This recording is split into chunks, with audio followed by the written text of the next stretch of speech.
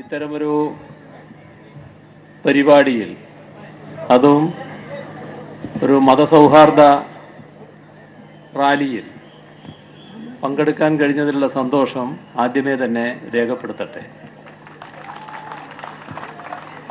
നമ്മുടെ രാജ്യത്ത് മതസൗഹാർദ്ദം കാത്തുസൂക്ഷിക്കുക എന്നത് ഇന്ന് ഏറ്റവും പ്രധാനപ്പെട്ട ഒരു കാര്യമാണ്. മതസൗഹാർദ്ദത്തിന് അപകടമുണ്ടാക്കുന്ന ഒട്ടേറെ നീക്കങ്ങളാണ് രാജ്യത്ത് സംഭവിച്ചുകൊണ്ടിരിക്കുന്നത്. ഇതിനിടയാക്കുന്നത് രാജ്യത്തിലെ ഗവൺമെൻറ്റിന് നേതൃത്വം കൊടുക്കുന്ന RSS തന്നെയാണ് എന്നതാണ് ഏറ്റവും വലിയ പ്രത്യേകതയായിട്ട് വരുന്നത്. RSS ഇതൊരു കാലത്തും മറച്ചു. എല്ലാ കാലത്തും RSSൻ്റെ ജനനം മുതൽ അവർ ഈ രാജ്യത്ത് പ്രചരിപ്പിച്ചു വന്നിട്ടുള്ളത് മതസൗഹാർദ്ദത്തിനെതിരായ കാര്യങ്ങളാണ്. മതസ്പർദ്ധയും അതിൻ്റെ ഭാഗമായുള്ള വർഗീയ വിദ്വേഷവും വളർത്തിക്കൊണ്ടുവരാനാണ് തുടക്കം മുതലേ RSS ശ്രമിച്ചിട്ടുള്ളത്. RSS എന്നത് നമ്മുടെ രാജ്യത്തിൻ്റെ പൊതുവായ ധാരകളോടൊപ്പം നിൽക്കുന്ന ഒരു സംഘടനയല്ല. നിർഭാഗ്യവശാൽ ആ സംഘടനക്കാണ് ഇന്ന് രാജ്യത്തിൻ്റെ നയങ്ങൾ തീരുമാനിക്കാനുള്ള അവകാശം ലഭിച്ചിരിക്കുന്നത്. ഇന്ത്യൻ പ്രധാനമന്ത്രി അടക്കമുള്ള ഭരണ നേതൃത്വം RSSൻ്റെ ആജ്ഞകളനുസരിച്ചാണ് നീങ്ങിക്കൊണ്ടിരിക്കുന്നത്. 1925 RSS എന്ന സംഘടന രൂപം കൊള്ളുന്നത്. ഇന്ത്യൻ സ്വാതന്ത്ര്യ സമരം തിളച്ചു മറിഞ്ഞു നിൽക്കുന്ന ഘട്ടത്തിലാണ് RSS ജനിക്കുന്നത്. 22 വർഷം സ്വാതന്ത്ര്യ സമരം കത്തിക്കാളി നിന്ന ഘട്ടത്തിൽ RSS ഇവിടെ പ്രവർത്തിക്കുന്നുണ്ട്. പക്ഷേ ഇന്ത്യൻ സ്വാതന്ത്ര്യ സമര പ്രസ്ഥാനത്തിൽ ഒരു പങ്കും വഹിക്കാത്ത ഒരു സംഘടനയാണ് അത് എന്ന് നാം കാണേണ്ടതായിട്ടുണ്ട്. സ്വാതന്ത്ര്യ സമരത്തിൽ ഒരു പങ്കും വഹിച്ചില്ല എന്ന് പറഞ്ഞാൽ ആ കാലത്ത് അവരവരുടേതായ പങ്ക് വഹിച്ചു. അക്കാലത്ത് രൂപം കൊണ്ട എല്ലാ സംഘടനകളും സ്വാതന്ത്ര്യ സമരത്തിൽ പങ്കെടുക്കുകയും ബ്രിട്ടീഷുകാർ രാജ്യം വിട്ടു പോകണമെന്ന നിലപാട് സ്വീകരിക്കുകയും ചെയ്തു. ബ്രിട്ടീഷുകാർ രാജ്യം വിട്ടു പോകുന്നതിനെക്കുറിച്ച് ആ ആവശ്യം ഉന്നയിച്ചുകൊണ്ട് സമരം നടത്തുന്നവരുടെ ഇടയിൽ ചില വ്യത്യസ്താഭിപ്രായങ്ങളുണ്ടായിരുന്നു. എന്നാൽ എല്ലാവരും ഇന്ത്യക്ക് സ്വാതന്ത്ര്യം വേണമെന്നും ബ്രിട്ടൻ രാജ്യം വിട്ടു പോകണമെന്നും ഉള്ള കാര്യത്തിൽ ഏകാഭിപ്രായക്കാരായിരുന്നു. ഇവിടെയാണ് RSSൻ്റെ വ്യത്യസ്തത വരുന്നത്. RSS ആ ഘട്ടത്തിൽ സ്വാതന്ത്ര്യ സമര പ്രസ്ഥാനത്തിൽ പങ്കെടുക്കാതെ ബ്രിട്ടീഷുകാർ ഇന്ത്യ വിട്ടു പോകണമെന്ന് ആവശ്യം ഉന്നയിക്കാൻ തയ്യാറായില്ല. നേരെ മറിച്ച് ബ്രിട്ടീഷുകാർ ഇന്ത്യയിൽ തുടരുന്നതിന് അനുകൂലമായ നിലപാടാണ് സ്വീകരിച്ചത്. സവർക്കർ തന്നെ വൈസ്രോയിയെ കണ്ട് ഞങ്ങൾ ഇതിനോടൊപ്പമില്ലെന്നും നമ്മൾ രണ്ടു കൂട്ടരുടെയും താല്പര്യം ഒന്നാണെന്നും അറിയിക്കുകയുണ്ടായി. അങ്ങനെ സ്വാതന്ത്ര്യ സമരത്തെ വഞ്ചിച്ച പാരമ്പര്യമാണ് RSSനുള്ളത്. നമ്മുടെ രാജ്യത്തെ ഒന്നായി കാണാൻ, ജനങ്ങളെ ഒന്നിപ്പിച്ചു നിർത്താൻ RSS ഒരു കാലവും തയ്യാറില്ലായിരുന്നു. ജനങ്ങളെ ഭിന്നിപ്പിക്കുക, വർഗീയമായി ചേരിതിരിക്കുക, ഇതാണ് RSS തുടക്കം മുതലേ ശ്രമിച്ചു വന്നത്. അതിൻ്റെ ഭാഗമായാണ് രാജ്യത്ത് വർഗീയ കലാപങ്ങൾക്ക് നേതൃത്വം കൊടുക്കുന്ന അവസ്ഥയിലേക്ക് RSS എത്തിച്ചേർന്നത്. നാം ഓർക്കേണ്ട കാര്യം, RSS എന്ന സംഘടന നമ്മുടെ രാജ്യത്തിൻ്റെ ഐക്യത്തിനെതിരായ ഒരു വിഭാഗമാണ്. ജനങ്ങളുടെ ഐക്യത്തെയാണ് അവർ എതിർക്കുന്നത്. എല്ലാ കാലത്തും ജനങ്ങളെ ഭിന്നിപ്പിക്കുന്നതിനാണ് RSS ശ്രമിച്ചു വന്നിട്ടുള്ളത്. ഇവിടെ ഒരു പ്രധാന ചോദ്യം സ്വാഭാവികമായും ഉയർന്നു വരും. എന്തിനാണ് മഹാത്മാഗാന്ധി കൊല ചെയ്യപ്പെട്ടത്? മഹാത്മാഗാന്ധി ഏതെങ്കിലും RSSകാരനെ ആക്രമിക്കാൻ പോയി എന്നാരും പറയില്ല. പക്ഷേ മഹാത്മാഗാന്ധിയെ കൊലപ്പെടുത്താൻ ദീർഘനാളത്തെ ഗൂഢാലോചന സംഘപരിവാറിൻ്റെ നേതൃത്വത്തിൽ നടക്കുകയായിരുന്നു. ഏതു തരത്തിലാണോ ഗോഡ്സെയുടെ കയ്യിലുള്ള ആയുധം ഗാന്ധിജിയെ വധിക്കാൻ ഉപയോഗപ്പെട്ടത്, അതേപോലെ RSSൻ്റെ കയ്യിലുള്ള കേവലമായ ഒരായുധം മാത്രമായിരുന്നു ഗോഡ്സെ എന്നത് നാം തിരിച്ചറിയണം. ഗാന്ധിജി കൊല ചെയ്യപ്പെട്ട ഘട്ടത്തിൽ പലയിടങ്ങളിലും അന്നത്തെ RSS അവരുള്ള ചില സ്ഥലങ്ങളിൽ മധുരം വിതരണം ചെയ്തു എന്നതും നാം ഈ ഘട്ടത്തിൽ ഓർക്കേണ്ടതാണ്.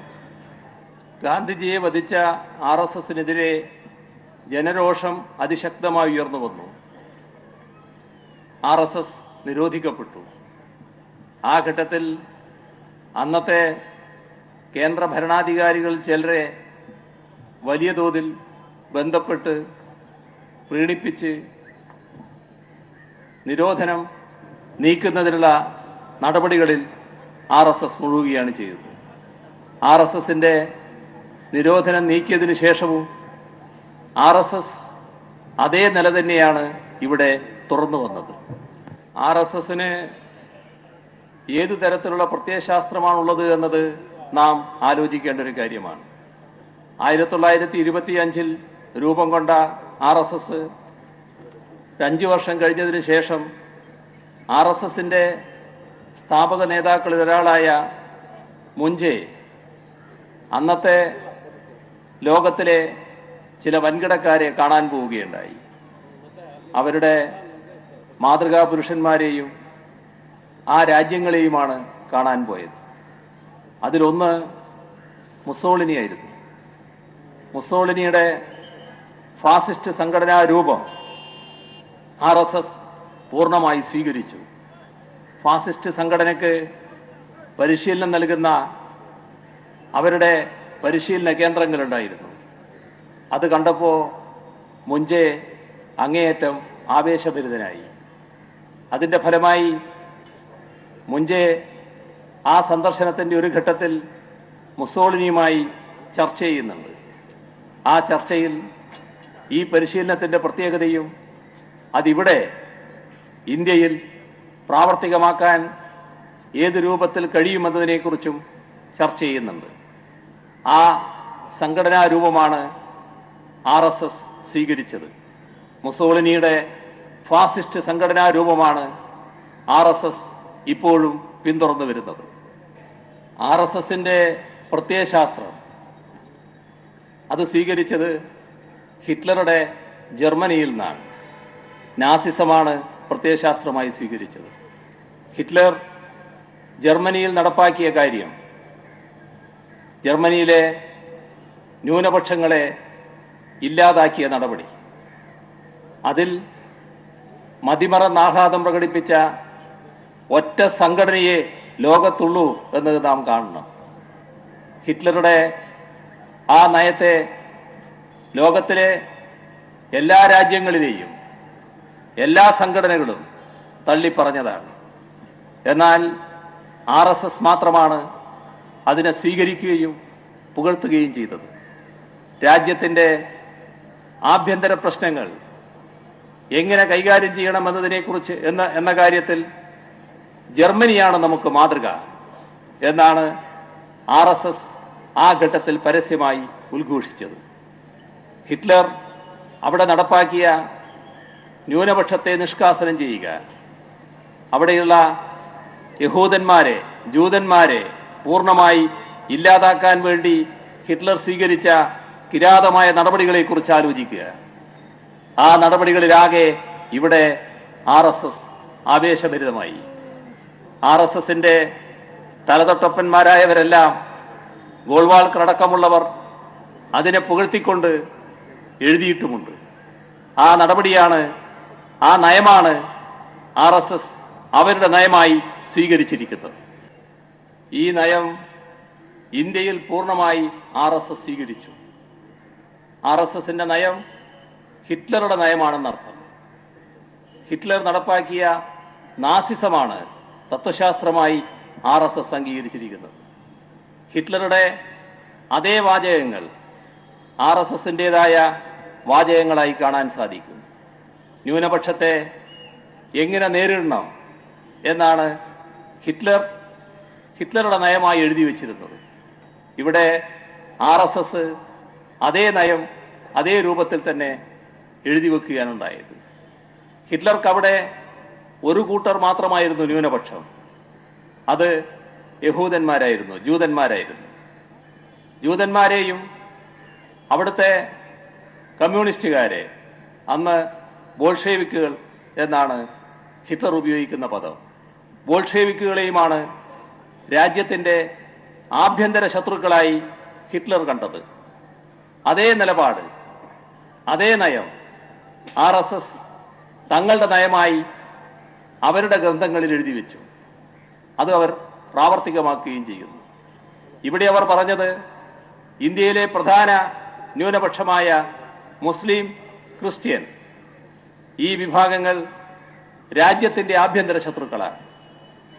ആ രാജ്യത്തിൻ്റെ ആഭ്യന്തര ശത്രുക്കളോടൊപ്പം ഹിറ്റ്ലറുടെ അതേ നയം സ്വീകരിച്ചുകൊണ്ട് RSSും കമ്മ്യൂണിസ്റ്റുകാരെ രാജ്യത്തിൻ്റെ ആഭ്യന്തര ശത്രുവായി ചിത്രീകരിച്ചു.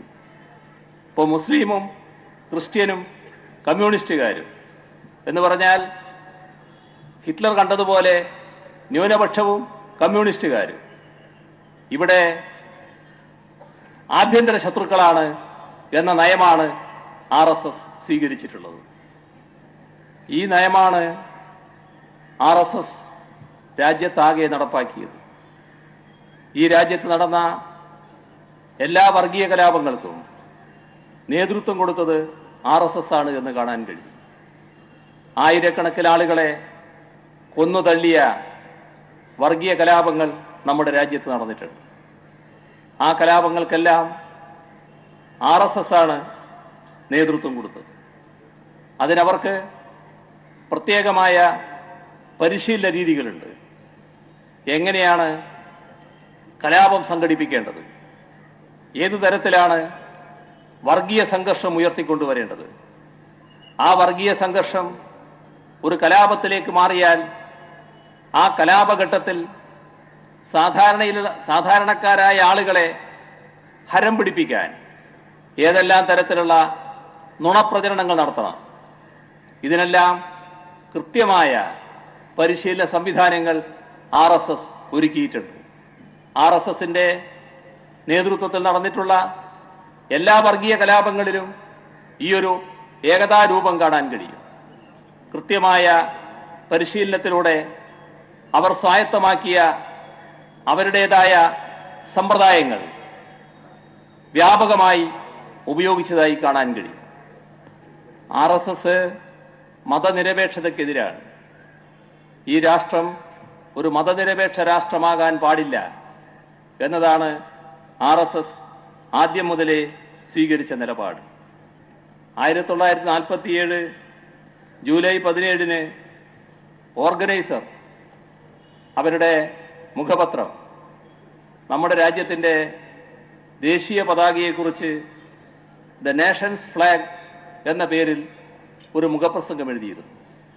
ആ ദേശീയ പതാകയുടെ രൂപം നിശ്ചയിച്ചത് വിപുലമായ ചർച്ചയിലൂടെയാണ്. എന്നാൽ അതിനെ പൂർണ്ണമായും എതിർക്കുന്ന നിലപാടായിരുന്നു RSS സ്വീകരിച്ചത്. അതിൽ ഭാരതത്തിൻ്റെതായ അംശങ്ങളില്ല, ഇത് നമ്മുടെ രാജ്യത്തിന് ചേർന്നതല്ല എന്നൊക്കെ പറഞ്ഞുകൊണ്ടുള്ള രൂക്ഷമായ ആക്രമണം അതിനെതിരെ ഉയർത്തിക്കൊണ്ടുവരികയുണ്ടായി. നമ്മുടെ രാജ്യത്തിൻ്റെ പേർ ഇന്ത്യ എന്ന പേർ സ്വീകരിച്ചതിനെയും അന്ന് RSS എതിർക്കുകയുണ്ടായി. 1947 ജൂലൈ 31 ഇതേ ഓർഗനൈസർ വീണ്ടും അതിനെക്കുറിച്ച് എഴുതി. അതിൽ ഇന്ത്യ എന്ന പേരല്ല, ഹിന്ദുസ്ഥാൻ എന്ന പേരാണ് രാജ്യത്തിന് വേണ്ടത് എന്നവരാവശ്യപ്പെട്ടു. ഇതെല്ലാം അവർ തുടർന്നു വന്ന ഒരു നയത്തിൻ്റെ ഭാഗമായിട്ടാണ്, ഒരു മതാധിഷ്ഠിത രാഷ്ട്രമാണ് ഇന്ത്യ എന്ന സങ്കല്പമാണ് അവരാദ്യം മുതലേ വെച്ചു പുലർത്തിയത്. മതനിരപേക്ഷ രാഷ്ട്രം എന്നതിനോട് അവർക്ക് യോജിപ്പില്ല. അതാണ് നമ്മുടെ രാജ്യത്തിൻ്റെ പാർലമെന്റിനകത്ത് ഇന്ത്യയുടെ പ്രമുഖമായ നമ്മുടെ രാഷ്ട്രത്തിൻ്റെ ഭരണാധികാരികളിൽ ഒരാൾ പാർലമെന്റിൽ സംസാരിക്കുമ്പോൾ, രാജ്യത്തിൻ്റെ ആഭ്യന്തരമന്ത്രി തന്നെ സംസാരിക്കുമ്പോൾ പറഞ്ഞു, മതനിരപേക്ഷ രാഷ്ട്രം എന്ന് ഭരണഘടനയിൽ വിശേഷിപ്പിച്ചതാണ് എല്ലാ കുഴപ്പത്തിനും കാരണമെന്ന്. ഇതാണ് RSS എന്ന് നാം കാണണം. ഈ RSSന്റെ കയ്യിലാണ് ഇന്ന് രാജ്യത്തിൻ്റെ ഭാഗധേയം നിർണ്ണയിക്കാനുള്ള അവകാശം കിട്ടിയിരിക്കുന്നത്. അങ്ങേയറ്റത്തെ അസഹിഷ്ണുതയോടെയാണ് കാര്യങ്ങളാകെ അവർ നടപ്പാക്കിക്കൊണ്ടിരിക്കുന്നത്. അവരെക്കുറിച്ച് പറയാൻ എത്രയോ മണിക്കൂറുകൾ വേണ്ടിവരും എന്നതാണ് അവസ്ഥ. നമ്മുടെ രാജ്യത്ത് അത്രമാത്രം ക്രൂരതകളാണ് ഈ കാലയളവിൽ അവരുടെ നേതൃത്വത്തിൽ സംഭവിച്ചിട്ടുള്ളത്. അസഹിഷ്ണുതയുടെ മൂർത്തീകരണമായി RSS മാറിയിരിക്കുന്നു. ആ അസഹിഷ്ണുത നമ്മുടെ രാജ്യത്തിലെ ഭരണാധികാരികളിലും പടരുന്നു. അതിൻ്റെ ഭാഗമായി മഹാത്മാഗാന്ധിയെ കൊല ചെയ്തതുപോലെ തന്നെ നമ്മുടെ രാജ്യത്തിന് വേണ്ടപ്പെട്ട, ജനങ്ങൾക്ക് പ്രിയപ്പെട്ടവരായ അനേകം പേരെ കൊലപ്പെടുത്താൻ സംഘപരിവാർ തയ്യാറാകുന്നു. ഇവിടെ MM കൽബുർഗി കൊല ചെയ്യപ്പെട്ടത് നമ്മളെല്ലാവരുടെയും മനസ്സിലുള്ള കാര്യമാണ്. ഈ രാജ്യത്തിൻ്റെ മതനിരപേക്ഷ മനസ്സ് അങ്ങേയറ്റം വേദനിച്ചൊരു കാര്യമാണ്. കൽബുർഗി ഉൽപ്പതിഷ്ണുവായ ഒരു എഴുത്തുകാരൻ. എന്തിന് അദ്ദേഹത്തെ കൊലപ്പെടുത്തി? കൽബുർഗി മാത്രമല്ല, ഗോവിന്ദ് ബൻസാരെ, അദ്ദേഹം നല്ല രീതിയിൽ RSSന്റെ ആശയങ്ങൾ തുറന്നു കാണിച്ചയാളായിരുന്നു. തെറ്റായ കാര്യങ്ങൾ, അവരുടെ തെറ്റായ ചിത്രീകരണങ്ങൾ ചരിത്ര വസ്തുക്കളുടെ അടിസ്ഥാനത്തിൽ തുറന്നു കാണിച്ചയാളായിരുന്നു. അസഹിഷ്ണുത, അതിൻ്റെ ഭാഗമായി ഗോവിന്ദ് ബൻസാരെ വധിക്കപ്പെട്ടു. നരേന്ദ്ര ദാബോൽക്കർ അന്ധവിശ്വാസത്തിനും അനാചാരത്തിനുമെതിരെ ശക്തമായ നിലകൊണ്ടയാണ്, അദ്ദേഹവും വധിക്കപ്പെട്ടു. ഇതെല്ലാം സംഘപരിവാറിന്റെ നേതൃത്വത്തിൽ നടന്നതാണ്. ഇവരാരും നമ്മുടെ സമൂഹത്തിൽ ഒരു കുറ്റവും ചെയ്തവരല്ല. ഉൽപ്പതിഷ്ണുക്കളായ ചിന്തകർ, നാടിനു വേണ്ടി, ജനങ്ങൾക്ക് വേണ്ടി, ഈ രാജ്യത്തിനു വേണ്ടി സംവദിച്ചുകൊണ്ടേയിരുന്നവർ. അതിനോടുള്ള അസഹിഷ്ണുതയാണ് അവരെയെല്ലാം കൊലപ്പെടുത്തുന്നതിലേക്ക് RSSനെ നയിച്ചത്. ഇവിടെ എത്രയെത്ര പേരാണ് RSSന്റെ ഭീഷണിയുടെ നിഴലിലുള്ളത്? കൊല ചെയ്യപ്പെട്ടവർ മാത്രമല്ല, നമ്മുടെ സമൂഹത്തിന് വേണ്ടി പ്രവർത്തിച്ചു കൊണ്ടിരിക്കുന്നവർ, രാജ്യത്തിനകത്ത് തന്നെ പ്രശസ്തരായവർ. നിങ്ങൾക്കറിയാം KS ഭഗവാനെക്കുറിച്ച്. ഭഗവാനെതിരെ സംഘപരിവാറിൻ്റെ ഭീഷണി ഉയർന്നതിനെക്കുറിച്ച് അറിയാവുന്നവരാണ് നിങ്ങളെല്ലാവരും. അതുപോലെ തന്നെ ജ്ഞാനപീഠം ജേതാവായിരുന്നു ഗിരീഷ് കർണാട്. ആ ജ്ഞാനപീഠം ജേതാവ് ഗിരീഷ് കർണാടിനെയും സംഘപരിവാർ വെറുതെ വിട്ടില്ല. RSSന്റെ അഭിപ്രായത്തോട് പൂർണ്ണമായി യോജിച്ച് അതിന് കീഴടങ്ങി അഭിപ്രായങ്ങൾ പറയാൻ തയ്യാറല്ലാത്ത ഒരാളെയും തങ്ങൾ സഹിക്കില്ല എന്ന നിലപാടായിരുന്നു RSS തുറന്നു വന്നത്. ഇവിടെ കുച്ചുങ്കി പ്രസാദ്, ഇവിടുത്തെ ഒരു യുവകവി, ദളിതനായ ഒരു ചെറുപ്പക്കാരൻ, അദ്ദേഹത്തിൻ്റെ ഉള്ളം കൈക്കാണ് കത്തിവെച്ചു കൊടുത്തത്. ചോര പൊടിഞ്ഞു. ഇനി എഴുതിയാൽ വിരലുകൾ ഉണ്ടാവില്ല, ഛേദിച്ചു കളയും എന്ന് ഭീഷണിപ്പെടുത്തി വിടുന്ന നിലയുണ്ടായി. ഇവിടെ തന്നെ ചേതന തീർത്ഥഹള്ളി എഴുത്തുകാരിയും പത്രപ്രവർത്തകയുമൊക്കെയായ അവര് RSS നിലപാടിന് കീഴടങ്ങുന്നില്ല എന്ന് വന്നപ്പോൾ ആ ഭീഷണി വകവെക്കാതെ DYFIയുടെ ഒരു പരിപാടിയിൽ പങ്കെടുത്തു എന്ന് വന്നപ്പോൾ കൂടുതൽ ഭീഷണി ഉയർന്നു.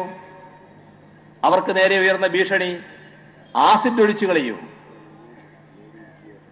തന്നെ ബലാത്സംഗം ചെയ്തു കളയും എന്നെല്ലാമുള്ള അത്യന്തം ഹീനമായ തരത്തിലുള്ള ഭീഷണിയാണ് സംഘപരിവാറുകാർ ആ സ്ത്രീക്കെതിരെ ഉയർത്തിയത്. നമ്മുടെ പെരുമാൾ മുരുകൻ എന്ന ദളിത് സാഹിത്യകാരൻ, അദ്ദേഹത്തിന് നേരെ ഉണ്ടായ അതിക്രമം, തന്നിലെ എഴുത്തുകാരൻ മരണപ്പെട്ടുപോയി എന്ന് പറയാൻ നിർബന്ധിതമായ അവസ്ഥ, ഇതെല്ലാം നമ്മുടെ നാട്ടിൽ, നമ്മുടെ രാജ്യത്ത് സംഭവിച്ച കാര്യങ്ങളാണ്. ആദ്യം പറഞ്ഞ കാര്യങ്ങൾ കർണാടകയിൽ തുടർച്ചയായി സംഭവിച്ചുകൊണ്ടിരുന്ന കാര്യങ്ങളാണ്. സർവാദരണീയനായ UR അനന്തമൂർത്തി, അദ്ദേഹം മരണശയ്യയിൽ കിടക്കുന്നു. അപ്പോഴാണ് RSSന്റെ ശരിയായ വിഷം ചീറ്റാനുള്ള സന്ദർഭമായി അവർ തിരഞ്ഞെടുത്തത്. അദ്ദേഹത്തിന് പാകിസ്ഥാനിലേക്കുള്ള ഒരു വിമാന ടിക്കറ്റ് അയച്ചു കൊടുക്കുകയായിരുന്നു. ഇവിടെ പാകിസ്ഥാനിലേക്ക് പറഞ്ഞുവിടാൻ, പല പ്രതിഭകളെയും പറഞ്ഞുവിടാൻ RSSന് വലിയ നിർബന്ധമാണ്. നമ്മുടെ സംസ്ഥാനത്തിലെ പ്രധാനപ്പെട്ട ഒട്ടേറെ പേരെ, ഷാരൂഖ് ഖാനെ പോലുള്ള, അമീർ ഖാനെ പോലുള്ള പ്രസിദ്ധരായ നടന്മാരെ പാകിസ്ഥാനിലേക്ക് അയക്കാനാണ് താല്പര്യം RSS. കേരളത്തിലെ ജ്ഞാനപീഠം ജേതാവും പത്മഭൂഷണുമൊക്കെയായ MT വാസുദേവൻ നായർ, അദ്ദേഹം നോട്ട് നിരോധനം വന്നപ്പോൾ ജനങ്ങൾക്ക് ഏർപ്പെട്ട കഷ്ടപ്പാടിനെ കുറിച്ചൊന്ന് പറഞ്ഞുപോയി. ഉടനെ അദ്ദേഹത്തെയും RSSന്, സംഘപരിവാറിന് പാകിസ്ഥാനിലേക്ക് അയക്കണം. അവിടെ വലിയൊരു സിനിമാ സംവിധായകൻ കമലുണ്ട്. കമലിനെ RSSന് പാകിസ്ഥാനിലേക്ക് അയക്കണം. നന്ദിതാദാസിനെയും പാകിസ്ഥാനിലേക്ക് അയക്കണം. എന്താണിത്? നമ്മുടെ രാജ്യത്തെ പ്രതിഭകളാകെ RSSന്റെ ഇംഗിതത്തിന് വഴങ്ങിക്കിടക്കണം പോലും, RSSന് കീഴ്പ്പെട്ട് നിൽക്കണം പോലും, സ്വതന്ത്രമായി ചിന്തിക്കാൻ പാടില്ല, സ്വന്തം അഭിപ്രായം പ്രകടിപ്പിക്കാൻ പാടില്ല. അങ്ങനെ വന്നാൽ, RSSന്റെ നിലപാടിൽ നിന്ന് വ്യത്യസ്തമായാൽ അവരെയൊന്നും ഈ രാജ്യത്ത് വെച്ച് പൊറുപ്പിക്കില്ല എന്ന നിലപാടാണ് RSS സ്വീകരിക്കുന്നത്. RSSനോട് ഒന്ന് മാത്രമേ ഈ രാജ്യത്തിന്റെ മതനിരപേക്ഷ ശക്തിക്കൊന്നിച്ചു പറയാനുള്ളൂ: ഈ രാജ്യം എല്ലാവരുടേതുമാണ്. RSSന് പ്രത്യേകമായ ഒരു അവകാശവുമില്ല. ഇവിടെ ജീവിക്കാനും സ്വതന്ത്രമായി അഭിപ്രായം പറയാനും തങ്ങൾക്കിഷ്ടമുള്ള കാര്യങ്ങൾ എഴുതാനും എല്ലാം ഇവിടെ ജീവിക്കുന്ന ഓരോ ആൾക്കും അവകാശമുണ്ടായിരിക്കും. RSSന്റെ അസഹിഷ്ണുതക്കെതിരെ ശക്തമായ നിലപാട് മതനിരപേക്ഷ സമൂഹം ഒറ്റക്കെട്ടായി സ്വീകരിക്കേണ്ടതായിട്ടുണ്ട്. RSS ന്യൂനപക്ഷങ്ങളെ നിഷ്കാസനം ചെയ്യാൻ വേണ്ടി സ്വീകരിച്ചുള്ള നിലപാടുകൾ, ഏറ്റവും ഒടുവിൽ എന്ത് ഭക്ഷിക്കണം എന്നടക്കം തീരുമാനിക്കുന്ന രീതിയിലേക്ക് എത്തി. അതാണ് ഉത്തർപ്രദേശിലെ ദാദ്രിയിൽ അഖ്ലാഖ് എന്ന ഗൃഹനാഥനെ തല്ലിക്കൊല്ലുന്നതിലേക്ക് എത്തിച്ചത്. നിരപരാധിയായ ഒരു മനുഷ്യനെ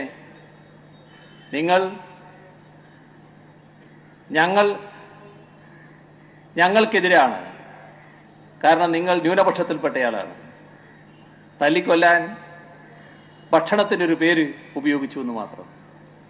അദ്ദേഹത്തിൻ്റെ വീട്ടിൽ നിന്ന് എടുത്തുകൊണ്ടുപോയ ഇറച്ചി അത് ആടിൻ്റെ ഇറച്ചിയായിരുന്നുവെന്ന് പിന്നീട് പരിശോധനയിൽ തെളിയുകയും ചെയ്തു. ഇത് ന്യൂനപക്ഷത്തിന് നേരെ സ്വീകരിച്ചപ്പോൾ തന്നെ ഗുജറാത്തിലെ ഉനയിൽ 4 ദളിത് യുവാക്കളെ നഗ്നരാക്കി കാറിൽ കെട്ടി മർദ്ദിക്കുന്ന കാഴ്ച ഈ രാജ്യവും ലോകവും കണ്ടു. അവര് പശുവിൻ്റെ തോലുരിയണമെന്നും തങ്ങളുടെ കക്കൂസ് കഴുകണമെന്നും വൃത്തിയാക്കണമെന്നും ആവശ്യപ്പെട്ടുകൊണ്ടായിരുന്നു മർദ്ദനം. നിങ്ങൾക്ക് ഇന്ന ജോലി മാത്രമേ ചെയ്യാൻ അവകാശമുള്ളൂ. പഴയ ചാതുർവർണ്ണ വ്യവസ്ഥയുടെ അതേ രീതി ദളിതർക്ക് നേരെ പ്രയോഗിക്കാനാണ് സംഘപരിവാർ തയ്യാറായത്. ഇതിൻ്റെ തന്നെ മറ്റൊരു പതിപ്പാണ് ഹരിയാനയിലെ മേഘാത്ത് കാണാൻ കഴിഞ്ഞത്. അവിടെ ഒരു പാവപ്പെട്ട വൃദ്ധ കർഷകൻ, ആ കർഷകന്റെ മകനും ഭാര്യയും RSSകാരാൽ കൊല ചെയ്യപ്പെട്ടു. ഓടിയൊളിച്ച 2 കൗമാരപ്രായത്തിലുള്ള പെൺകുട്ടികൾ അവരെ പിഞ്ചു കുഞ്ഞുങ്ങളുടെ കഴുത്തിന് കത്തിവെച്ചുകൊണ്ട് തിരിച്ചു വിളിച്ചു. വന്നില്ലെങ്കിൽ ഇവരുടെ കഴുത്തറക്കുമെന്ന് പറഞ്ഞു. എന്നിട്ട് അവരെ കൂട്ടബലാത്സംഗത്തിനിരയാക്കി. ആ കുടുംബത്തിലുള്ള മറ്റെല്ലാവരെയും ക്രൂരമായി പീഡിപ്പിച്ചു. ഇതാണ് RSS നമ്മുടെ നാട്ടിൽ ചെയ്തുകൊണ്ടിരിക്കുന്നത്, നമ്മുടെ രാജ്യത്ത് ചെയ്തുകൊണ്ടിരിക്കുന്നത്. എവിടങ്ങളിലെല്ലാം ഇത്തരത്തിലുള്ള ആക്രമണങ്ങൾ നടന്നു. ജാർഖണ്ഡ്, ജമ്മു കാശ്മീർ, പഞ്ചാബ്, ഈ സംസ്ഥാനങ്ങളിലെല്ലാം വലിയ തോതിലുള്ള ആക്രമണങ്ങളാണ് ബീഫിന്റെ പേരിൽ സംഘപരിവാർ അഴിച്ചുവിട്ടത്. സംഘപരിവാറുകാരെ തന്നെ കൊല്ലുന്ന കാഴ്ചയാണ് നിങ്ങളിവിടെ കണ്ടുകൊണ്ടിരിക്കുന്നത്. ഈ ദക്ഷിണ കന്നഡ, ഉടുപ്പി ജില്ലകളിൽ സംഭവിച്ചിട്ടുള്ള കൊലപാതകങ്ങളെക്കുറിച്ച് അറിയാവുന്നവരാണ് നിങ്ങളെല്ലാവരും. ഞാനതിൻ്റെ വിശദാംശങ്ങളിലേക്ക് പോകേണ്ടതായിട്ടില്ല.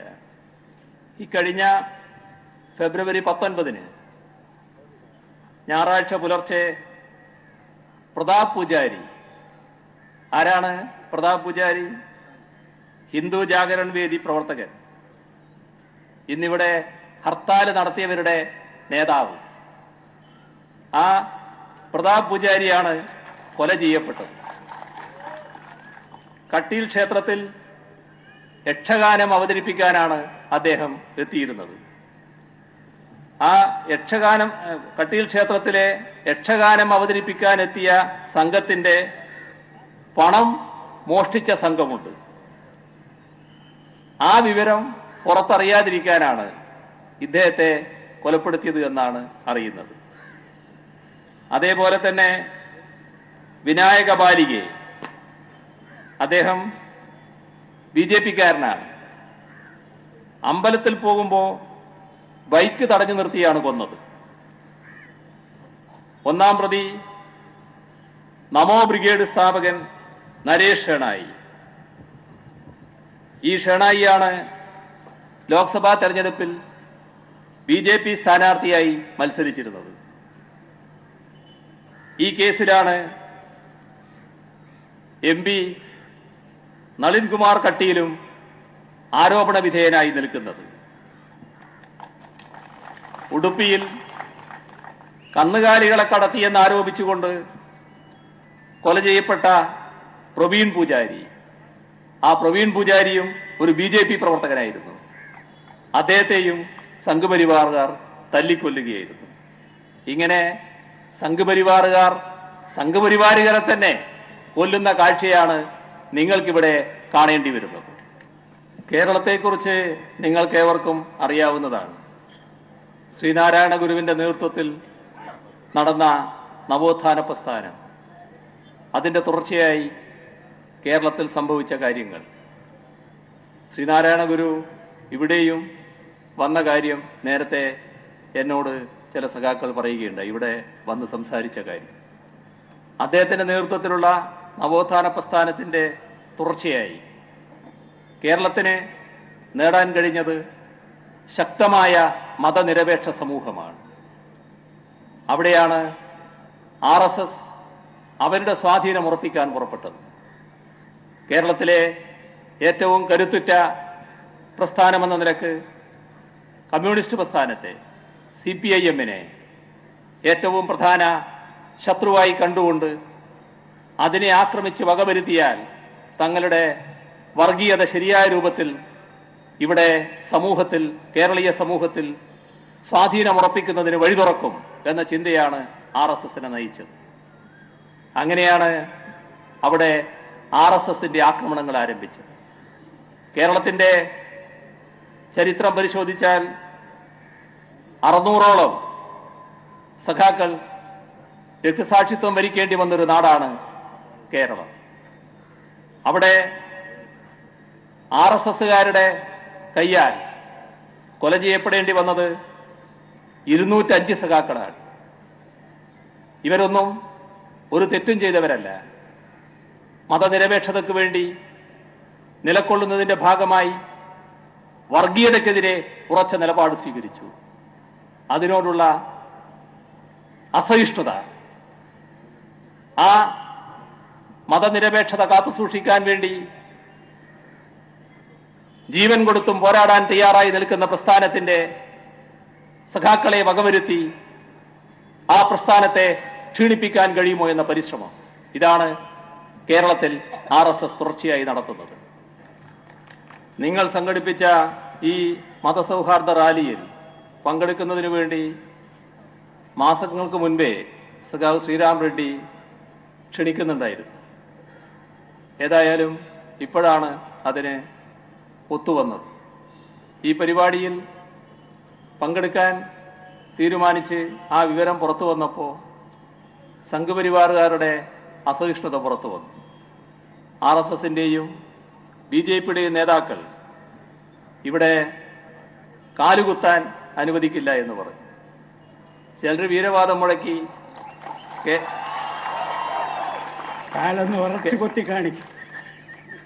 കേരളത്തിന് പുറത്ത് എവിടെയും കാലുകുത്താൻ സമ്മതിക്കില്ല എന്നും ചിലർ വീരവാദം മുഴക്കി. ഇക്കാര്യത്തിൽ ആദ്യമേ തന്നെ ഒരു കാര്യം വ്യക്തമാക്കാൻ ഞാൻ ആഗ്രഹിക്കുകയാണ്. കേരളത്തിൻ്റെ മുഖ്യമന്ത്രി സ്ഥാനത്തിരിക്കുന്ന ഒരാളെന്ന നിലക്ക് RSS ഉയർത്തിയ ഭീഷണിയെ നേരിടുന്നതിൽ കർണാടക സർക്കാർ കാണിച്ച ജാഗ്രതയോടെയുള്ള സമീപനം അത് അഭിനന്ദനാർഹമായ കാര്യമാണ്. അതിനെ മുഖ്യമന്ത്രിയെയും കർണാടക ഗവൺമെന്റിനെയും ഞാൻ ഈ ഘട്ടത്തിൽ നന്ദി അറിയിക്കുന്നു. RSS-നെ ഈ വഴിയിലൂടെയേ നേരിടാനാവൂ. ശക്തമായ നിലപാട് സ്വീകരിച്ചുകൊണ്ട് മാത്രമേ നേരിടാനാവൂ. ഇത് ഒരു പാഠമായി നാം എല്ലാവരും സ്വീകരിക്കേണ്ട ഒന്നാണ്. RSS-കാരോട് എനിക്ക് പറയാനുള്ളത്, ഈ മുഖ്യമന്ത്രി സ്ഥാനത്ത് ഇരുന്ന് കഴിഞ്ഞതിന് ശേഷമുള്ള എൻ്റെ യാത്രയിൽ സ്വാഭാവികമായും മുഖ്യമന്ത്രിക്ക് സംരക്ഷണം കൊടുക്കാൻ ബാധ്യപ്പെട്ട പോലീസുകാരുണ്ട്. അവരുടെ കയ്യിലുള്ള വിവിധ ആയുധങ്ങളുണ്ട്. ആ ആയുധങ്ങളുടെ നടുവിലൂടെയാണ് ഞാൻ സഞ്ചരിക്കുന്നത് എന്ന് വേണമെങ്കിൽ പറയാം. അത് നമ്മുടെ ഒരു ഭരണ സമ്പ്രദായത്തിൻ്റെ രീതിയാണ്.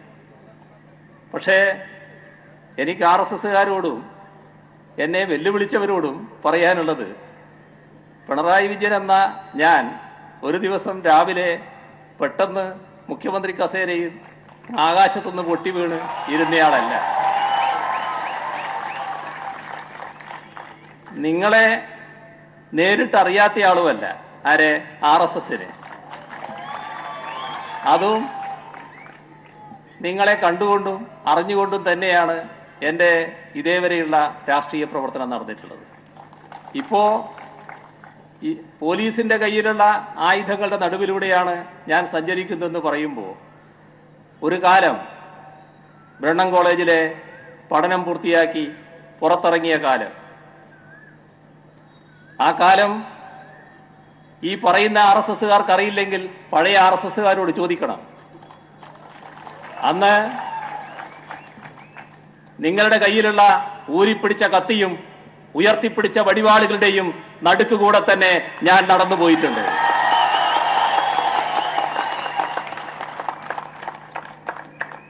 അന്ന് നിങ്ങൾക്കൊന്നും ചെയ്യാൻ കഴിയാത്ത ഒരു കൂട്ടര് ഇപ്പോ എന്ത് ചെയ്തു കളയുന്നാണ്? മധ്യപ്രദേശിലെ എന്റെ യാത്ര തടഞ്ഞതിനെ പറ്റി നിങ്ങൾ പറയുന്നുണ്ട്.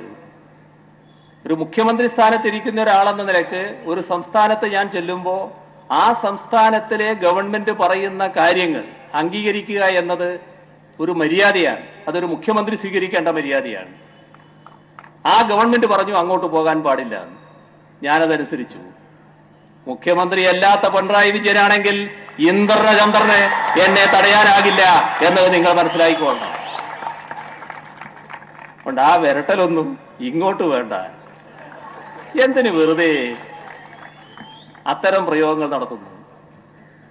അതുകൊണ്ട് നമ്മുടെ നാട് ഇതിനെതിരെ ശക്തമായി പ്രതികരിച്ചിട്ടുണ്ട്. ഇക്കാര്യത്തിൽ ഇവിടുത്തെ ഉൽപ്പതിഷ്ണുക്കളായ എല്ലാവരും